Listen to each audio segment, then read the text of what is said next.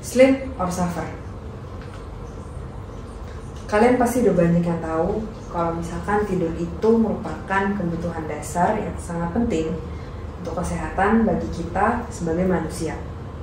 Nah, sayangnya begadang atau kurangnya tidur itu menjadi masalah umum bagi kalangan mahasiswa, pelajar, maupun kerja kantoran. Entah itu ngejar deadline, tugas, belajar untuk ujian, atau bahkan melakukan aktivitas yang sebenarnya itu gak penting amat gitu kan. Kayak contohnya scroll TikTok, scroll Instagram, Twitter, ikutan war flash sale jam 12 malam, ataupun nonton drakor, namatin series yang sebenarnya itu bisa dilakukan di lain waktu. Sama seperti kalian semua, saya juga pernah begadang sampai larut malam, bahkan sampai pagi. Jadi ceritanya waktu itu saya begadang sama teman-teman saya. Kita belajar karena besoknya UTS pagi, jadi kita belajar sampai pagi, ditemani sama kopi dan juga sempat power nap sekitar 15-30 menitan. Sisanya ya lanjut lagi belajar gitu kan. Dan besokannya langsung pergi ke kampus jam 7 pagi karena ada ujiannya jam 7 pagi gitu kan. Jadi ya sebenarnya masuk sih materinya di otak sedikit. Tapi pada saat kita ngerjain soalnya tuh jadi ngerasa kurang fokus dan juga badan tuh berasa lemas gitu kan. Jadi untuk menjalankan sisa harinya tuh malah gak produktif gitu. Istilahnya pengen bayar utang tidur karena malam sebelumnya gak tidur gitu kan. Jadi ya pengen tidur lama gitu. Di situ saya sadar bahwa begadang itu sebenarnya bahaya gitu bagi tubuh kita dan sangat berdampak pada aktivitas kita sehari-hari.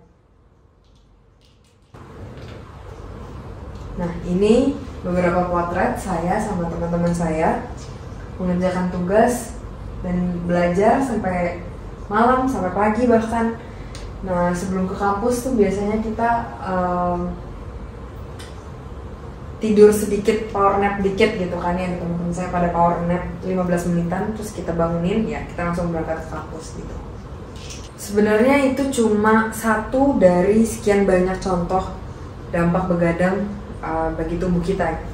Logikanya ya, kita kalau kurang tidur yang biasanya yang idealnya 7-9 jam, nah kita tuh malah kurang dari minimalnya gitu. Pasti ada dong dampak yang kita rasain di tubuh kita gitu.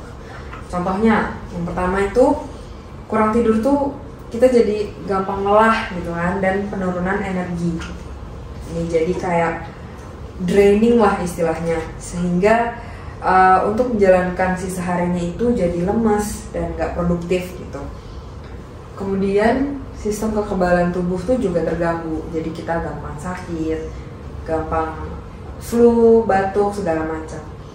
Kemudian untuk jangka panjangnya, dampak dari begadang ini itu bisa jadi terkena obesitas, diabetes, bahkan kardiovaskular.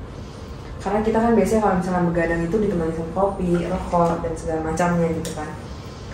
Jadi ya itu sangat berdampak bagi tubuh kita. Selain dampak fisik, begadang itu juga berdampak pada mental kita. Nah, kalau kurang tidur tuh pasti ngerasa penurunan konsentrasi dan produktivitas gitu, baik di sekolah, kuliah, maupun di kantoran.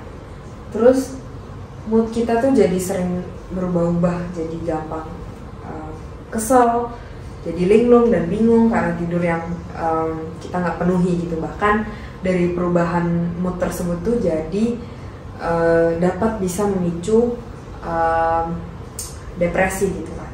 Jadi mood swing lah istilahnya gitu. Kemudian masalah memori dan juga kinerja kognitif juga dapat terjadi akibat kurangnya tidur sehingga tidak berjalan secara optimal. Nah, di sisi lain, tidur yang cukup itu memberikan banyak manfaat juga bagi tubuh kita, fisik maupun mental. Sebenarnya terdengar sepele kayak ngapain sih cuma tidur doang gitu kan. Tapi jangan salah, tidur yang cukup itu dapat membantu pemulihan energi, recharge energi lah istilahnya, dan regenerasi sel-sel yang rusak. Kemudian tidur itu juga berperan dalam penguatan sistem kekebalan tubuh, sehingga kita jadi lebih terlindungi dari penyakit, jadi nggak gampang sakit gitu istilahnya. Dan juga kita jika kita tidurnya cukup gitu ya, kebalikannya dari begadang. Kalau begadang itu kan bisa meningkatkan resiko penyakit kronis. Nah, kalau misalkan kita tidurnya cukup, kita tuh dapat menurunkan resiko penyakit yang kronis. Nah, kemudian tidak hanya fisik, tidur yang cukup itu juga bermanfaat bagi mental kita. Tidur yang cukup itu dapat meningkatkan konsentrasi dan produktivitas kita, sehingga kita dapat menjalankan aktivitas sesuai sama schedule kita, sesuai dengan rencana kita ya, tadinya gitu kan. Kayak kalau tidurnya cukup nih, pas bangun juga badannya jadi fresh, jadi siap menjalani hari gitu. Nah, selain itu juga tidur yang cukup itu berperan dalam regulasi suasana hati dan emosi kita. Jadi tidur yang cukup tuh ngebalikin mood kita gitu loh. Jadi kalau tidurnya enak dan tidurnya cukup, jadi kalau bangun nih itu balik lagi, badan kita jadi fresh, jadi kayak semuanya ikut fresh gitu, sehingga moodnya kita juga jadi fresh, jadi ya siap menjalani hari lah. Kemudian tidur yang cukup juga membantu kinerja kognitif dan daya ingat kita agar lebih optimal. Selanjutnya nih ada tips buat kita nih sebagai mahasiswa ya, yang kegiatannya banyak, untuk mendapatkan tidur yang lebih baik. Nah, yang pertama, jadwalkan waktu tidur yang cukup, minimal 7-9 jam setiap malamnya. Sebisa mungkin kita tidur tuh 7 jam setiap malamnya. Itu minimal banget 7 jam, sebisa mungkin ya. Karena emang kita mahasiswa banyak kegiatan ya kita ngambil yang paling minimal deh 7 jam. Karena ya banyak kegiatan, mungkin jadi kayak keperluannya juga banyak, jadi ya minimal aja 7 jam nggak apa-apa. Kemudian ciptakan lingkungan tidur yang kondusif, seperti suhu yang nyaman, pencahayaan yang minim, dan minim kebisingan. Karena kita tiduran maunya yang tenang ya, jadi sebisa mungkin nih, karena memang orang juga berbeda-beda, jadi ada yang suka tidur lampu mati, ada yang nggak suka lampu mati. Tapi sebaiknya kalau tidur itu lampunya dimatiin, lebih bagus gitu kan. Kemudian hindari juga penggunaan perangkat elektronik seperti smartphone atau laptop sebelum tidur. Jadi kadang yang bikin kita begadang itu adalah kita terlalu asik main handphone sebelum kita tertidur. Jadi ya karena scroll keasikan, jadi ya begadang jatuhnya. Jadi sebisa mungkin kita tuh jauhin HP kita atau laptop kita, any devices, sebelum kita tidur. Jadi kita tidur ya udah dalam keadaan tidak megang device apapun. Selain menerapkan tips tidur yang baik, penting juga buat kita untuk menjaga siklus tidur yang sehat. Karena tubuh kita tuh kan memiliki jam biologis yang mengatur siklus tidur bangun kita kan, yang dikenal juga sebagai irama sirkadian. Nah, irama sirkadian ini tuh dikendalikan oleh kelenjar pineal di otak yang melepaskan hormon melatonin, sehingga kita dapat merasakan rasa kantuk. Nah, karena menjaga siklus tidur kita itu sangat penting, maka ada beberapa cara nih buat menjaga siklus tidur kita yang sehat gitu. Yang pertama itu ada tidur dan bangun pada jam yang sama, yang konsisten, termasuk akhir pekan. Karena konsistensi waktu bangun tidur membantu mengatur jam biologis pada tubuh kita. Yang kedua, membatasi tidur siang tidak terlalu lama, itu karena dapat mengganggu jadwal tidur malamnya. Tidur siang lebih dari 1 jam itu dapat mengganggu siklus tidur bangun kita.